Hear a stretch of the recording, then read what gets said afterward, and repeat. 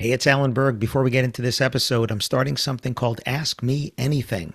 That's right. You submit your questions and they could become an entire episode or something that I answer at the end of an episode.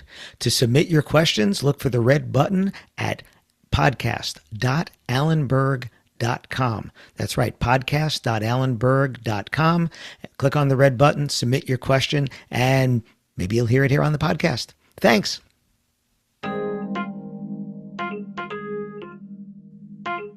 We laughed, we cried. Oh, yeah, it was the wedding speech. Listen to this episode, see where I'm going with this. Welcome to another episode of the Wedding Business Solutions Podcast. I'm your host, Alan Berg. I'm a speaker, author, sales trainer, website reviewer, and I help businesses like yours sell more, profit more, and have more fun doing it. Enjoy this episode. Hi, it's Alan Berg. Welcome back to another episode of the Wedding Business Solutions Podcast. I am so excited to have a new friend on, Beth Sherman, who is an Emmy winning TV writer, comedian, wedding speech writer, speaker. I'm running out of things to say there, Beth. So thank you for joining me. How you doing today? I'm good. I also make a mean grilled cheese sandwich. I mean, is there no end to my credits? You know, my favorite grilled cheese sandwich that I've never eaten is in the movie Chef. Have you ever seen the movie Chef? Yes. Yes, I have. There's nothing sexier than that grilled cheese sandwich that he makes there. I'm like, oh yes, four cheeses, and it's probably a $25 grilled cheese or something like that. Yeah, it's a heart attack on a plate, but what a way to go. Exactly. And if you haven't seen that movie, do that. But let's get back to what we're talking about. You and I just met at a professional speakers conference in the UK, and someone said, you have to meet Beth Sherman. And then I meet you and I hear the American accent, and I'm like, okay, you're one of a handful of us over here, but you actually live there. So, but you do, besides stand-up comedy, besides Emmy-winning writer for TV shows like Ellen DeGeneres and stuff like that, you help people write speeches for weddings. So how did that get started? I do. It's a weird side hustle, but I love it so much. So I did the math. It's actually I'm coming on 8 years doing this.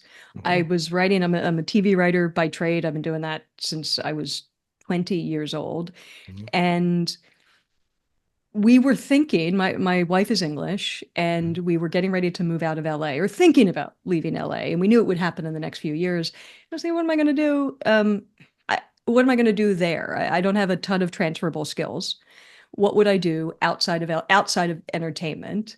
And I thought about sort of writing speeches, but really my skill is I'm funny.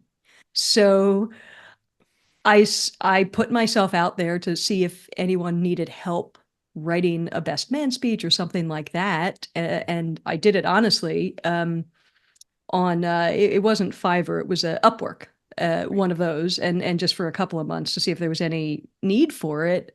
Did a couple, found out I really liked it, because really my superpower that I've developed writing for all of these comedians for years is being funny in someone else's voice, because that's what all these TV shows have writers, and that's our gig is be funny but make it sound like Ellen or Leno or Letterman or any of these people. And then certainly with award shows I do it. And it turned out there was a call for it, and it was my side hustle because I was still working TV jobs. And then I made my own website, and 8 years later I've worked on either ghostwritten or punched up. In comedy, the comedy term is punch up, to make something funnier. I mean, it's probably pushing 1,000 speeches. Wow. So it's not the normal path, because the normal path in the wedding and event industry is you got asked to do that by someone. And then somebody, as a friend, the friend, the cousin, the relative, whatever. Hey, could you help me? I have to write this speech. I could have been one of your co-writers, or somebody. And then somebody else was like, oh, can you help me? Can you help me? Can you help me? That's how most people fell into the wedding and event industry. Is they did that. Like my son's partner, she's a photographer, and she's got 21 first cousins, right? So somebody needed photography at a wedding every weekend. Yeah, exactly. So, that just led to her then becoming a wedding photographer. And that's how a lot of people fell into the industry. So you go on Upwork, you're like, okay, let me see if there's any interest to this. Tell me about the first one that you did, right? What was the story? What were they looking to accomplish that they looked for help? Well, and so when I went on Upwork, I wasn't specifically looking to wedding speeches, but it was all sorts. And that was sort of what rose to the top. And that was what I had the most fun with, because I feel like I'm using my powers for good? That's a great question. So the first one, I wish I could remember the details of it, but they follow a similar path. Okay. I get clients that come to me at two different times. So either it's someone who hates public speaking, is just absolutely terrified of it, and they've literally just hung up the phone finding out the couple is engaged.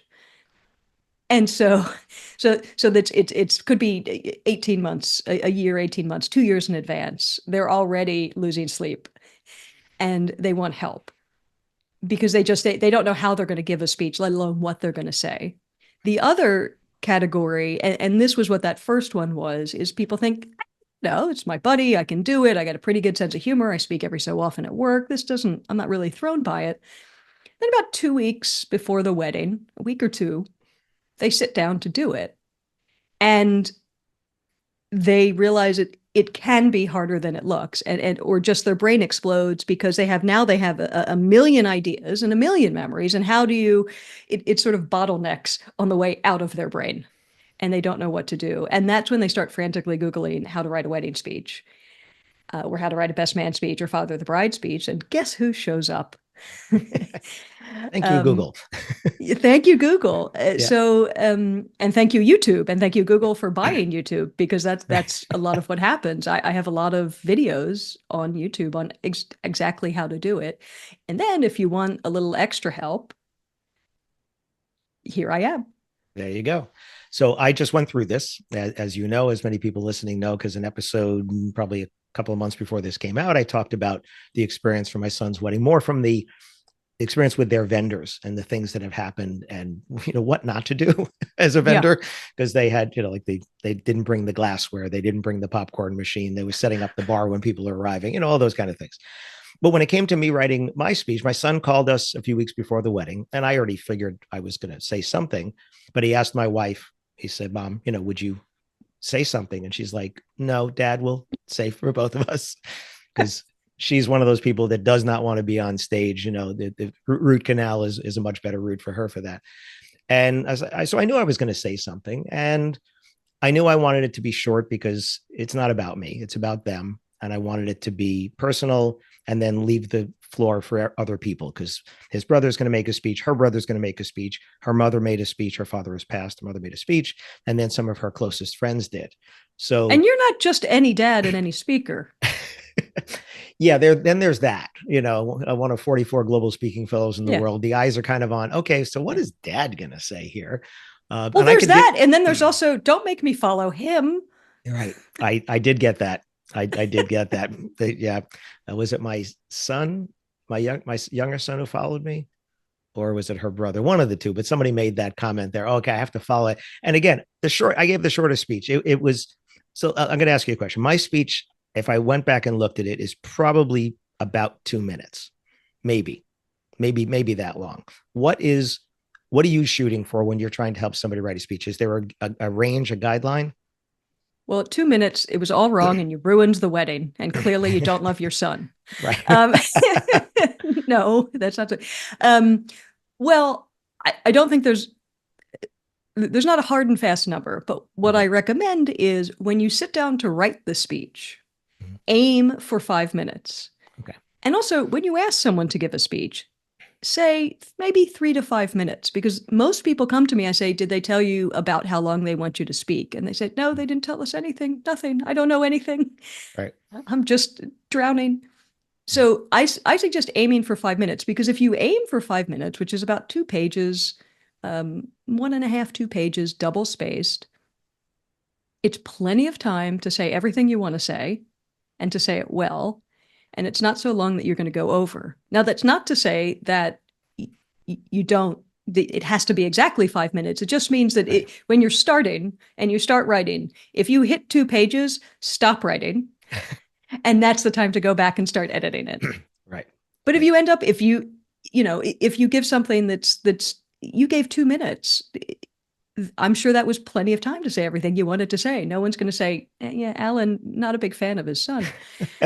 I thought he really loved him, but I guess not. Yeah. The, and some people say, well, then they'll come to me and say, well, all your videos say 5 minutes and this is 6.5 or 7. You go, oh, okay. I mean, let's trim a little fat out of it because most things need editing. Right. But that's because that's just the process. Everything gets better when you polish it and you tighten it. Yeah. But sometimes someone's got a good story. It's really, the question is there an intention behind every single thing that's in there?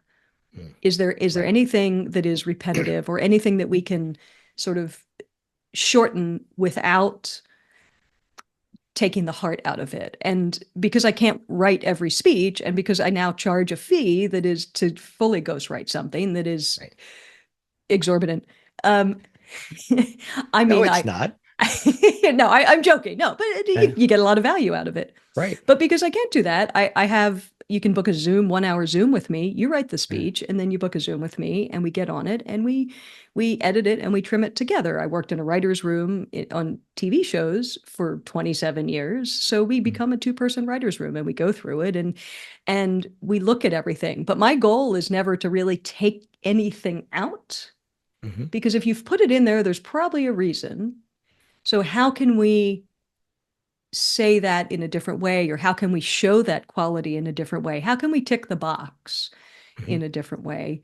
Or if it's a good story, how can we just make it quicker? Sometimes you've got, some people have 5 great examples. They don't know which one to cut. They don't want to, and they're all different enough. So maybe we make it a list. And then there, I have so many examples. There was the time this happened and that happened and this happened. Sometimes they can be snack sized and not a meal. Right. So there's a lot of ways to make something smaller without ripping the heart out of it. So let's talk about ripping things out. um, People come to you and they have stories they want to say, and your inside voice is like, "Oh no, like no, you can't tell that story." How often does that happen? Almost every time. Well, it depends. With the best men, the number of times I've had to remind people that the reception and the speeches, people have food in front of them. It's almost dinner theater. So don't put them off it. But sometimes there is a reason. So I sort of have a list of, there's 5 P's that you shouldn't mention. Profanity, poop, projectile vomiting. You'd be surprised how often that comes up. Politics and past partners. Okay. But again, nothing is chiseled in stone. And there was a guy who had a great story about his friend. This guy had kids. His friend is only just getting married, didn't have kids, and got a taste of what fatherhood is like when the toddler basically exploded in the car seat. And but his buddy, the groom, like a champ, sort of went from shock to good uncle and helped. So it was, okay, let's figure out how to tell that story without being, people get the idea. People get the idea without saying all of that. Yeah. So and it was a telling story. So it felt like, well, we don't have to take it out for the sake of taking it out. But sometimes it's, a lot of weird stuff from dads about, trying to tell the dad's referring to the groom having sex with his daughter. Ick. Yeah. I started my speech by said, my son's always been a procrastinator, and it's very well known that he has been. And I said, well, if you know Adam and you've known him for a long time, you know that Adam has always been a procrastinator. It takes him a long time to make a decision, but when he does, it's a good decision. And it might have taken him 37 years to make this decision, but it's the best one that he's ever made. So, yeah, but it's so clearly said, but see, it's a dig. I mean, in comedy terms, it's a bit of a dig, but you've packaged it in bubble wrap of love. Right. You've cushioned it. It is abundantly clear. And that's when people get roasty. I always try to give it balance. Yeah. And it's okay. You can point out someone's flaws and the flaws, imperfections. Maybe they're a little bit of a hypocrite. Maybe they have a tendency to do this, eccentricities. Right. But you have to balance it so that otherwise it's just mean. and it's not telling any secrets. It's well known. If you know him, it just takes him a long time to make a decision. So that's it. So, and it's also a personal thing between he and I, because when he was a boy, I always used to tell him if you open the dictionary and look up the definition of procrastinate, his picture is going to be there. And one day I took one of his little school pictures and paper clipped it next to that definition. And the next time he procrastinated, I said, go get the dictionary. And he's like, haha. I said, no, go get it. And of course, where does it open? Where the paperclip is. And his Sure. picture is next to the definition. I said, I didn't tell you how it would get there. I just told you it would be there. Right. So it's a thing between he and I and his mother that, that's him. That's his thing. So I had told you the story about a friend of mine who was told he had 5 minutes by his wife at his son's wedding recently. And don't talk about one of the P's. So politics, don't talk about that. No, I'm sorry. He was told don't talk about religion and don't talk about something else. And he did not go 5 minutes. He went 24 minutes and talked about the two things that he was told not to. And you referred to that. That was no longer a speech. What was that? A hostage situation. I have that on a mug. Yeah. Well, the thing is, when it comes to how long the speech should be, it's you want to include everything you want to include and then get out.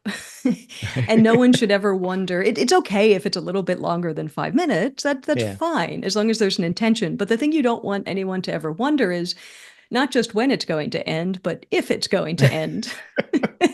Because there's other people speaking. I mean, just practical reasons. There's other people speaking. Right. And also, they've been drinking free champagne and beer. There's probably an open bar. I mean, think about people's physical comfort and their bladders. Yeah. It's in your own interest. You will have a better audience. You may be brilliant, but no one needs that third bowl of ice cream. There can be too much of a good thing. Yeah, this again, 24 minutes. You're just, the guests are now sitting there going, first of all, some of the guests, especially on maybe the other side, in this case, he was the father of the groom. The bride's family might not know about his passion for those particular things he was told not to talk about. They do now. They do. They do. They absolutely do now.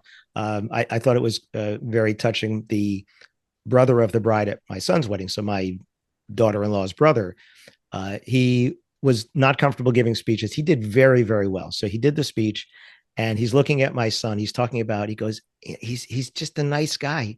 And then he goes like this, he opens the door for her every time. That's great. It was just so, how do you express in words that he's a nice guy? And that was what he chose. It's like, he opens the door and holds it every time. But it was the coming from inside the passion. I was like, and I'm looking at my wife going, yeah, he's a good kid. He really is. He's a good guy. But that was the thing that he chose. And it was just so warming to hear that. Well, it is. And it's the little things. I mean, I talk about this as a speaker, because I talk about, you and I met because I also work as a speaker and show people how to use humor as a tool to build connection and improve communication in business. But what I always say there, the reason I say it there is because I learned it explaining it to people who are writing wedding speeches. Don't try to be funny, just be human. Truth is funny. All comedians do is observe and report truth. Truth is funny. Life is absurd. People are bonkers. Truth is funny. So, and if truth is funny, the details of that truth are hilarious. So you don't have to try to make big jokes. He opens the door for her every time. It's true and it's specific. And it played. You remember it. It's memorable. It's not just good. It's memorable. Yeah. And that's what I'm always trying to push people towards. And when I get asked about, well, what about AI? And people can get their speeches or people can just grab one off the internet. You go, you know what? You can tell because AI can do a lot of things. They can write you a father of the bride speech, but they don't know, or a father of the groom speech. In your case, they don't know your son. They don't know the story of you put the picture in the dictionary. They don't know it. Right. So who cares? I'll give you my outline. I'll tell you what order to put things in. I'll give you a template. Yeah. But unless you put your heart and soul and just a little bit of thought into the stories, that's what makes these things magic. Because it's the difference between having, I'm obsessed with food, but apparently, because it's the difference between having making a cake yourself, store-bought cake, or if you get me, well, boy, I didn't think ahead with this analogy, or having working with me and getting someone to really help you create this really extraordinary cake that people are just, the couple in particular it's just exactly perfect for them. Yeah. But, it's fine to have store-bought cake. You have store-bought cake at the office and at those things, and it's not special. It's sheet cake. Right. But So, grandma or someone you like makes a cake, you go, well, that was really thoughtful. right. Right. Yeah. The other day, I brought home a jar of mayonnaise for my wife that she thought was the most thoughtful gift because we were over in the UK and she had Heinz mayonnaise She's a and she cheap said, date, your wife. she is sometimes. I won't tell you what else she's looking at, but I'm happy. I'm very happy. So Wonderful. the mayonnaise tasted different. She looked and saw that there was mustard seed in Heinz Ooh. mayonnaise, but Hellman's doesn't have that, and the other ones don't have that. And we go to the store, and we go to two stores, and we can't find Heinz mayonnaise. Well, I'm in another store the other day, and I'm looking, and it happened to be the store brand organic, whatever. And I just picked it up. I was like, oh, it's got mustard seed in it. So I brought it home and she's like, you got me mayonnaise. Right. Yeah, And you've that's been the working same. way too hard. Yeah. Yeah, really. But let's shift just a little bit here with you talked about you help businesses. So with people listening, for the most part, are wedding and event businesses. So they're dealing with couples, Mhm. they're dealing with clients, they're dealing with schools, they're dealing with fundraisers and stuff like that. Where is the humor appropriate are not appropriate, the stories, it's the same thing with the speech. What's appropriate, not appropriate? What's appropriate humor when you're talking to a couple, let's say, about how you can help them with their wedding, fill in the blank, photography, entertainment, venue, dresses, whatever? Well, again, I wouldn't necessarily frame it as humor. I would frame it as be a person. Okay. And listening to your podcast, I've listened to a bunch of episodes today, but that's really where you come at it from as well. It's being able to connect with people, and humor is such a wonderful tool for that. But I think people hear the word humor and they think it's jokes, it's puns, it's Right. clever wordplay. Sometimes it's, well, I talked about how truth is funny. If when if you need to sort of guide people tactfully away from an idea that they have, you could use a specific example of, so the reason we do this is because what can happen is, and then grandma wants to do this, and then, I mean, it's those sorts of things. So Okay. if you can really illustrate your point in a way that maybe gets a smile. If someone's, I'm talking about a dance floor, and it's going to be a very tiny little dance floor. They think you're trying to explain to them bigger might be better, even though you don't think you have a lot of dancers. If you can think of uh, a potential situation, it might be slightly exaggerated, but you don't want grandma falling off the edge of the dance floor because it's the size of a postage stamp. Right. Those sorts of things. So you're not trying to go in there and be a comedian. The world doesn't need, I mean, if you want to be a comedian, fantastic. But my goal in life is not trying to make more comedians. It's just trying to make people understand that maybe you just have a more colorful example of something. And the same And five P's would apply then. Don't talk about those same five P's. oh yeah, I think that applies generally in business. I mean, personally, I don't particularly enjoy those if I go to a comedy club, but I'm not offended if I get them. That's Right. just my own personal taste. Right. But certainly, my rule, I guess the one rule I have when I'm working on these particular types of speeches, on wedding speeches especially, it's not funny unless everyone's laughing. Mm. And that covers content and tone, but that also covers in jokes and things like that.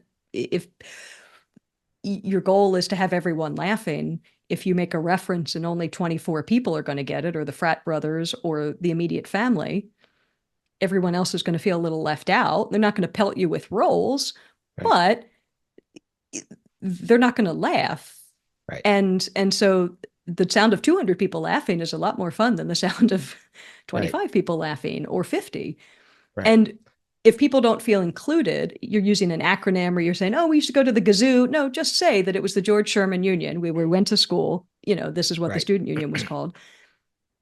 Because if they don't, it, once they start to think, oh, this isn't for us, or I don't get that, then their mind starts to wander and it's hard to get them back. You're kind of digging yourself a hole. Yeah. Yeah, I tell people, can you frame something in the form of a question to see if they're interested in finding out more about something instead of just going and telling them?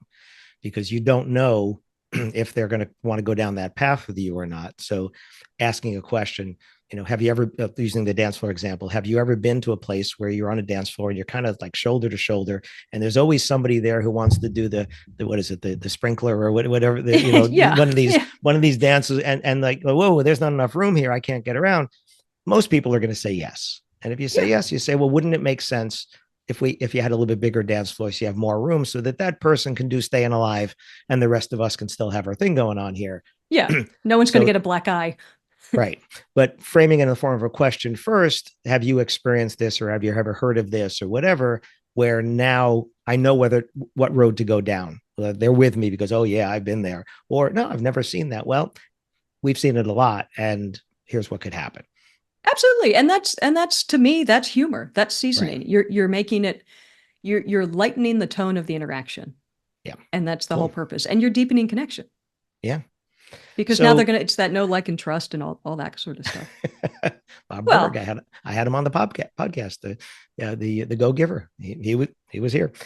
So, what advice would you give to a wedding professional who might hear from one of their couples, right? That, oh, I have people have to give speeches, and how do I rein them in or whatever, besides hiring you, which we're going to have in the content, all the contact no, no, information, absolutely can do that. But what is the advice that you give to somebody who says, sure. my best man, I think he's going to go rogue on me?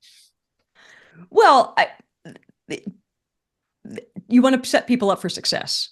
Mm-hmm. And so one of the things is communicate early and often. Let people know. I mean, as a wedding professional, make sure that it's communicated clearly, to make sure that your couple communicates clearly to anyone who's going to give a speech how long they would like them to speak. I also, because so many people hate speaking in public. I mean, my wife genuinely hates it. So rather than saying, we'd love you to give a speech, maybe phrase that in the form of a question also, sort of like Jeopardy, but phrase that would you be comfortable giving a speech? Because I know my wife, if it was assumed, she would be too polite to say no. It's someone's wedding. But would you be comfortable? And if you get the deer in the headlights look, say, get back to me. It's 10 months from now. Just get back to me. Because then she feels like if she can think about it for a second, doesn't feel on the spot. Because I do see that with my clients so often. There are some people who are just, this is now a living nightmare for them. And it's really just sort of ruining their life. So give them an out, and be clear about how long you would like it to be, and say for length, because I also have people come to me saying, okay, they said 3 to 5 minutes, but this is 5 minutes and 15 seconds. What can we take out? And you go, I don't think they meant, no one's going to tackle you. Yeah, I mean, they're going to give us Probably. clocks like we get when we're speaking with a clock in front of us, right? Yeah, let them know you want them to take the spirit of the note, not the letter of the note. So say Right. 3 to 5 minutes, because we're probably going to have 5 or 6 speeches, and we don't want to burn everyone out. Then someone understands, okay, I'm part of a team here Mm. that's delivering something. Yeah. Um, Is oh, there well, is there a better time during a wedding to give this speech? I'm thinking earlier in the alcohol consumption. well, you get less heckling. Yeah. I would say generally earlier. I mean, it, it's up to, I would defer to your wedding professionals on what's logistically, Right. what logistically makes the most sense. To me, sort of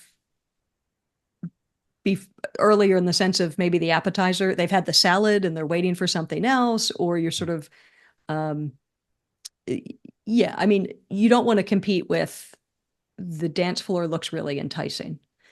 You don't want that.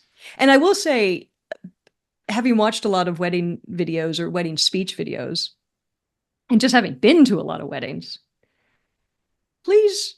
try as a wedding professional, set these people up for success. And one of the things I see a lot that drives me nuts is, look, I spend a lot of time as a comedian. Humor, really anything, you benefit from seeing the person's face. So I mean, I was at a wedding and there was a stage and the DJ was up on the stage and all the tables were kind of in a semicircle and they had someone standing the place to give the speeches was in front of the stage. I'm at a 10 top table. I'm on the far side of it. I'm 5 feet tall. I heard my cousin give the speech, but I couldn't see his face. And the face is important. The face is really important. You want to see them missed up. You want to see them smile. You want to see that eye contact that someone's making with the person that they're talking about. Or anybody else when he says, oh, and so's friend, this and that. I couldn't see anyone. There was a stage behind him. Right. So, I mean, see where there can be the best vantage point.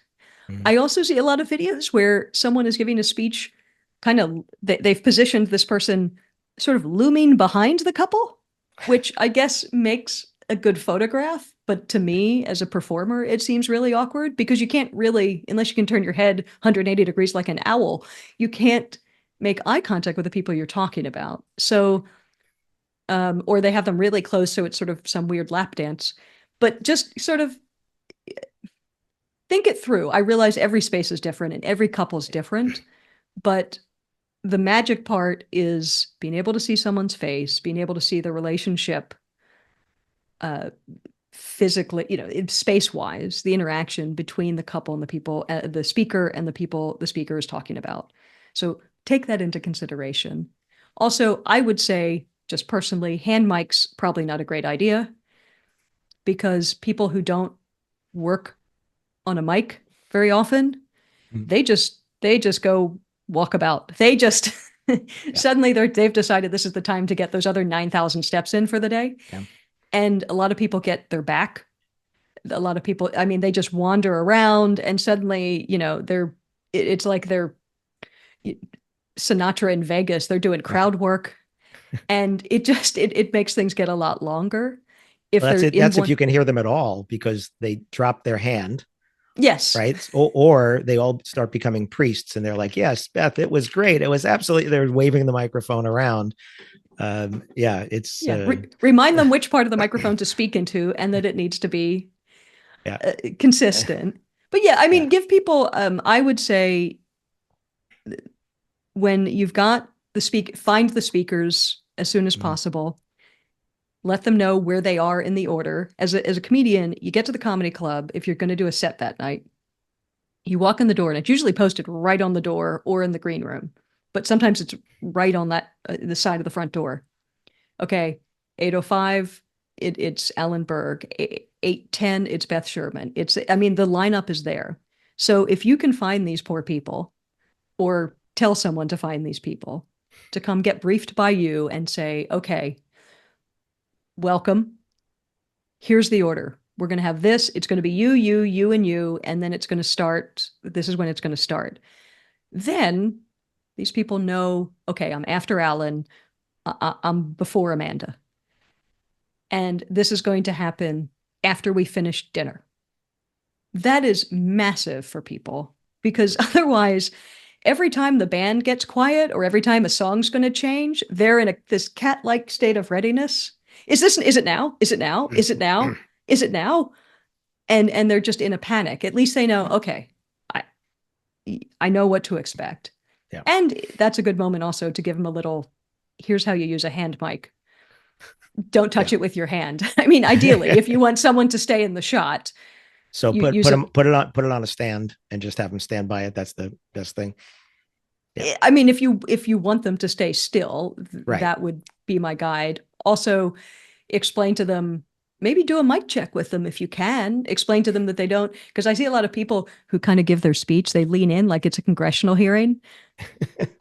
They've just leaned in because they don't know that if they just stand up straight or have someone run in to adjust it, just so they're comfortable if they're not used to doing it. I know it's not always possible, but set people up for success. Yeah, the challenge I had is the room It was a very small restaurant, and the tables were at a 90-degree angle in one room and another room. But just imagine an old house that's Wow. got two rooms connected. Yeah. So you're standing at the point where the two rooms meet. As a speaker, I try to make eye contact with everyone, and I had to remind myself who I was talking to because they were in a corner. So exactly what you said. If I turned to them, we had no microphones. The only microphone was on the video microphone. There's no amplification. If I turn to the couple, one room doesn't hear me. If I turn to this room doesn't hear. So I was swinging around so everybody could hear and, projecting as much as I could. But I had to remind myself as a speaker, I'm giving a speech to them. Everybody should hear this, but it was really to them. And I was like, oh yeah, I have to look over here, right? Not at everybody.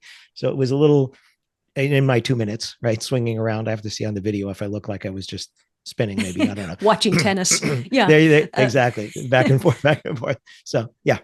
But I was going to say, I mean, self-awareness is something. Yeah. So if you find yourself doing that, or you're doing that for an intentional reason, I mean, you as a speaker know that, but if you're the wedding professional who's there and you see the first person have to do that, or you just go up and stand in that spot yourself and kind of imagine what you would do, then make that part of your little briefing. Yeah. Now, it's a little bit awkward, so you're going to want to turn back and you might want to turn back and forth, because if you give it totally in this direction, that might feel more natural to you. The other half of the wedding is going to just get the back of your head. Right. So make that part of your briefing. It's communication. It's communication, and people will appreciate that. You don't have to give them a laundry list of instructions. Just let them know what to expect. They're terrified, and so many of them are first-time speakers. Yeah. And they want to get it right. It's a big deal. Exactly. And they need professional help, as we do with so many things. So I'm going to put it into the show notes anyway, but what is your website for wedding speeches? AuthenticallyFunnySpeeches.com. There you go. AuthenticallyFunnySpeeches.com. Beth, thank you so much for joining me. It was great to meet you there. It was great to connect over here. And thanks for sharing your wisdom. My pleasure. Thanks so much for having me. Thanks for listening to this episode of the Wedding Business Solutions podcast. If you liked it, please subscribe to this channel and post a review on your chosen platform, Apple Podcasts or whichever one. If you have any questions about anything in this episode or any of my episodes, email me directly at alan@weddingbusinesssolutions.com or visit my website, alanberg.com. alanberg.com. If you have any suggestions for future topics or guests that you'd like to see, please again email me or visit my website. Thanks for listening.